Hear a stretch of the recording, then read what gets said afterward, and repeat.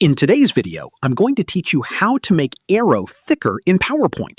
This is a simple way to make your shapes and graphics more visible and professional in your presentation. First, open Microsoft PowerPoint on your computer. Next, open the presentation that contains the arrow you want to edit. Go to the slide with the arrow shape and click on the arrow to select it.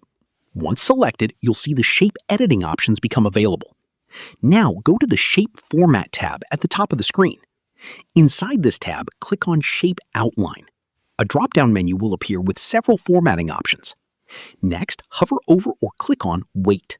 Here you'll see different thickness options for the arrow outline. Select the thickness that looks best for your presentation. As soon as you click a weight option, the arrow will become thicker. You can also customize the arrow further by changing the outline color from the same Shape Outline menu. Using thicker arrows can help highlight important information, improve readability, make diagrams easier to understand, create more visually appealing slides. Feel free to experiment with different thickness levels and colors until you find the style you like. And that's it. You've successfully made an arrow thicker in PowerPoint. Thanks for watching, and don't forget to subscribe for more helpful PowerPoint tutorials and presentation tips.